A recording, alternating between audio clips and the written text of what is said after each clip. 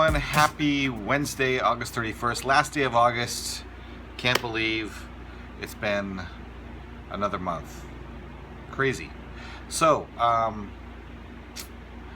yeah, amazing. So today I wanted to talk about something I've sort of been thinking about for a couple days, and that's advice or opinions, I guess, but advice. Because my approach to giving advice might be different than other people's approach to giving advice. And this kind of came about because in my history class recently we were talking about some stuff, and that got me thinking about this and reflecting on my background in history and things. The thing with advice is that essentially when someone asks you for your advice, they're asking you for your opinion. Because advice, it sounds like the word advice has a connotation of being something that you're providing for someone based on wisdom and experience. But in reality, it's just your opinion on something. So if you give advice or someone asks for your advice, they're asking and you're giving your opinion. Oftentimes that opinion is based on facts or experience. A lot of times it's just based on belief. And the thing we were talking about in the history class, and this is related to Kennewick Man and the Piltdown Man, which are these situations where people's beliefs about something overshadowed the facts that were contrary to those beliefs, or that a belief was so strong that people ignored the facts that were presented to them or didn't want to know the facts. So we had this discussion in the forums on the class about that. And what I derived was that the conclusions that people come up with are based on two things. They're based on their beliefs, but the beliefs they have about something are based on either the facts derived from that thing, or they're based on the faith they have around the truth of something. So it's either your faith or your facts that determine your belief, and your belief determines your opinion. Your opinion is what you give as advice. So, it's interesting. No one ever asks you for your facts. So I never say, hey, could you give me your facts for a second? Or I like to ask you for your knowledge. They ask you for your opinion, right? They ask you for your advice. Because you can always look up facts. I'm not going to ask you, hey, could you tell me really quickly how many moons are circling Saturn? Because no one cares. But I might ask you, hey, what do you think about Saturn? Is that a good place to go? Then you'll give me your opinion on that, right? So there's a differentiation, because a lot of people think of advice or opinions as fact, when in actuality it's not fact. Oftentimes it's based on fact or partial facts, but it's not actually fact. And because our knowledge in this world is imperfect, there's no such thing as perfect knowledge of something, because things are always being discovered that counteract or contradict things that were believed before about that thing, right? I mean, the world was flat, now it's not. Bloodletting is okay, but now it's not. All these things that people thought were true, it turned out not to be. So it's clear that in the future that's going to continue to be the case, which means that our facts about the current world aren't perfect facts. They're as good as we have right now. So even opinions based on facts might not be true. It might not carry true. The other thing is that opinions are subjective. They're true for the person who says them, but they're not necessarily true for everyone. So if I have an opinion about, I give the example about the tree hitting my friend or the tree bearing fruit a lot, because it's easy to understand example. But if somebody asked me, so what's your opinion about trees? And I said, oh, trees are the worst ever. A tree hit my mom. It's terrible. I hate trees. Then that would influence that person's opinion of trees. Whereas if someone asked me that and I said, oh, the tree is awesome, the tree gave me fruit, it helped me live longer and more healthy, and then suddenly trees are awesome, and that affects someone. So the fact of the tree is just a tree, right? So I kind of realized at one point in my life that since giving advice is subjective, and, well, there's something else too, but since advice is intrinsically subjective, it's not based on a universal truth necessarily. It's based on a belief that and it really only applies to my own life. And I felt like it's kind of arrogant for me to assume that what I believe to be true is true for everyone else, and that I should be telling people that thing. So an example of this, when I was first doing wushu back in 1995, Chinese martial arts, there was a friend. Now she's a friend, but back then I didn't know her at all. This was my first interaction with her. I was at this tournament, and I was outside kind of warming up. A bunch of us were warming up outside, and I was just kind of doing, warming up, and I did a front slap kick, dan pai jiao, did a front slap kick, and she looked at me and says, your kick isn't fast enough. You need to do that a lot faster and slap harder. I'd never met this person before. I'd seen her at some stuff, but I didn't know who she was. She didn't know me. But she felt really compelled to tell me what was wrong with my kick. And years later, when we became friends, she asked me, hey, when did we first meet? And I told her this story, and she felt really embarrassed. She goes, yeah, that sounds like something I would have done. She was a very go-getter kind of person. She graduated from Berkeley. She went to Stanford Law, I think. She became a lawyer. Anyway, very successful person. But she always felt really bad that she just sort of had the arrogance to just come up and tell someone what's wrong with what they're doing. And when there's someone that she didn't even know and knew nothing about or anything. So, and I remember how I felt when she did that, and thinking, I don't want to make anyone feel like that. That is not a good feeling, to have someone come up and just tell you what's wrong with you, or tell you what they think you need to improve on. So I kind of, over the years, have decided I'm not going to do that to anyone, because if they want to know what I think about something, they can ask me.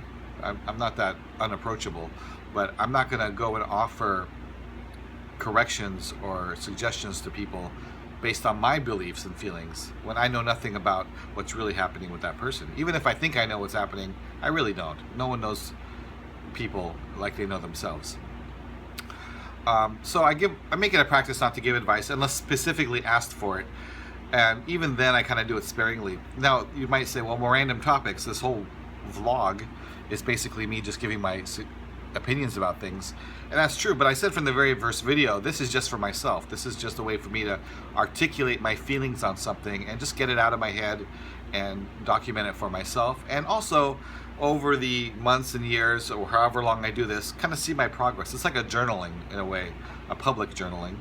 That allows me to sort of see my thought process and things, and see how I improve, or take on challenges and keep myself accountable through the medium of social video. So it's not that I'm attempting to tell everyone how they should live their life, because that's arrogant, but I'm sharing my journey with other people if they're interested to know it.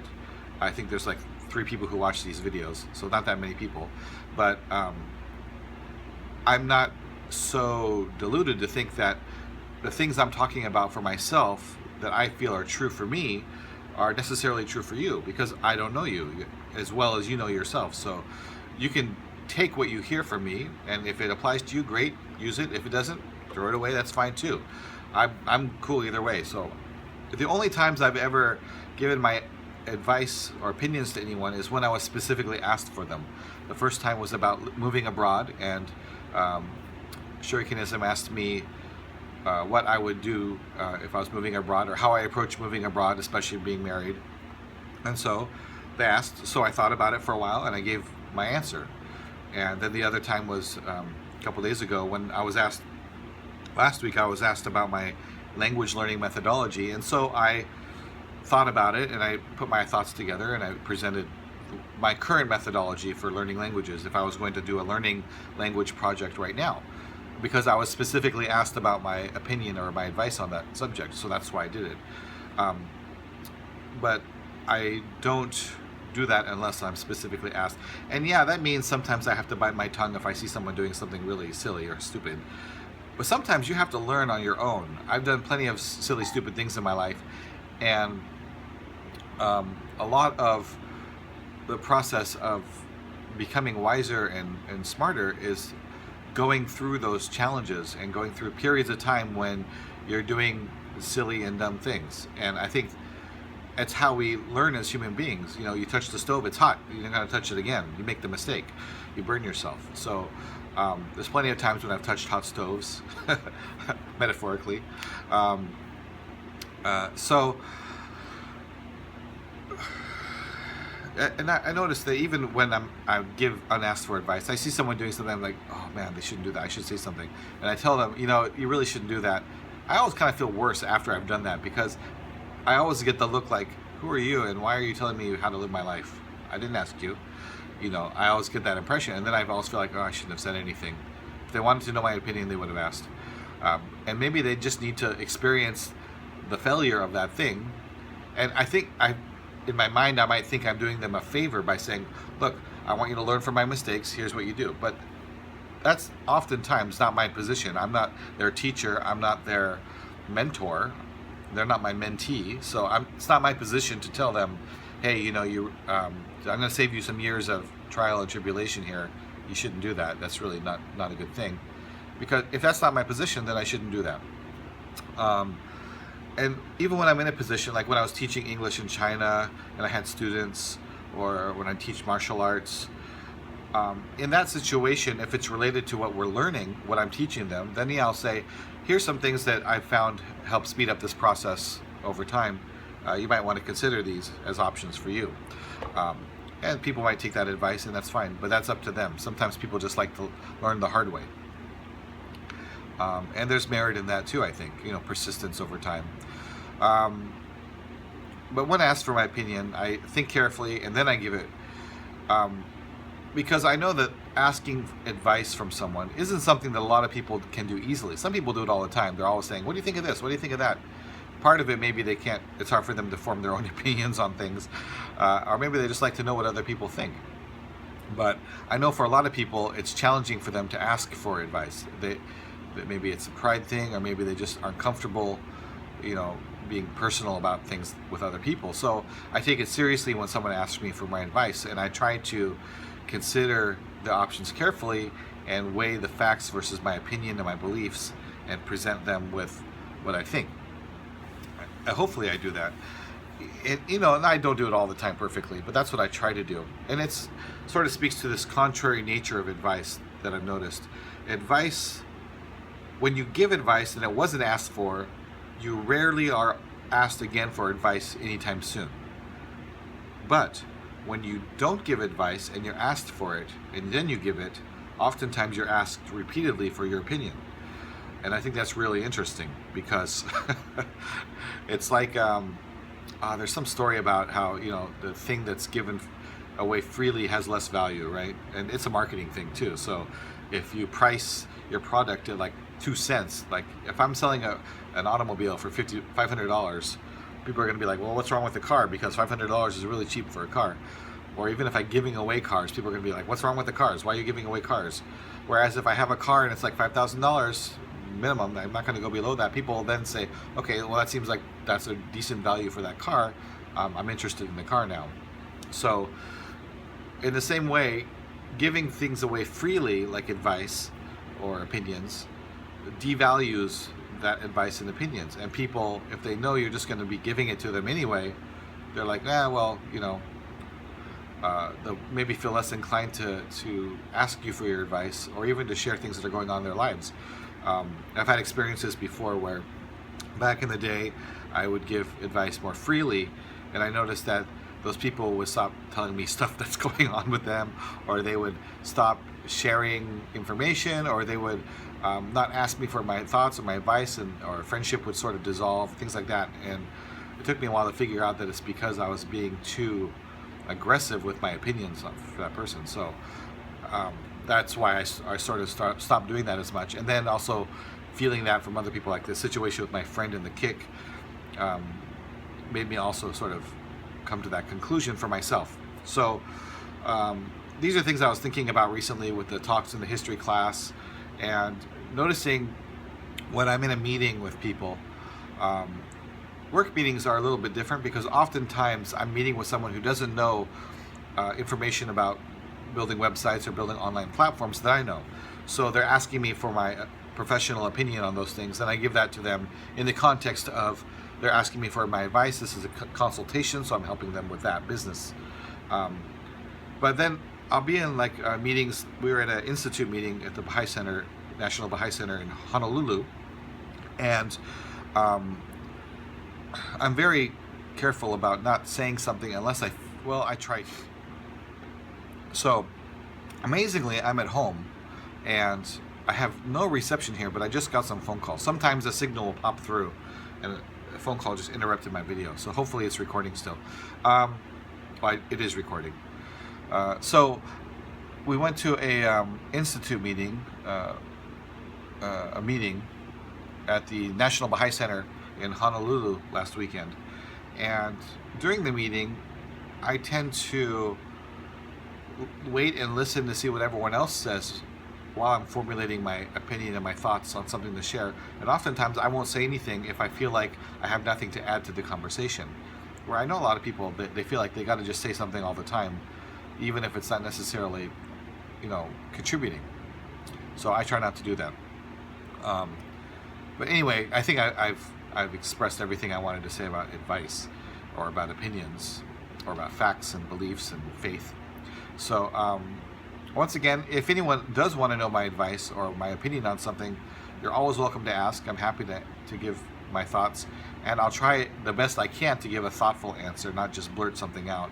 I don't always do it, but I try to. And that's it. So yeah, clearly I've been thinking about this for a little while. Today, it's Wednesday, it's 9 a.m., so it's still early in the day. I'm going to go to the gym, and then I'll be at school all day. We're doing schoolwork. Trying to get ahead because this weekend, in 2 days, I'm flying to the Big Island for a meeting. I'm an assistant to the auxiliary board member, one of the auxiliary board members here in Hawaii, which is a long story, but we'll get into that if you want to know it. But anyway, we're having an assistance meeting on the Big Island. Ironically, there's a big storm coming, about to hit the Big Island, probably later today. So hopefully it'll be gone by the time I get there. It's also, I'm going to Kona side. Storms usually hit on the Hilo side, so it might be better. But there is a storm. I'm looking at the map right now. There is a storm coming. Anyway, that's it for today. Hope you all have a great day. Hope everyone's happy and doing well. And that's it for now. So take care of yourselves and keep on keeping on. See ya. Go. Salute.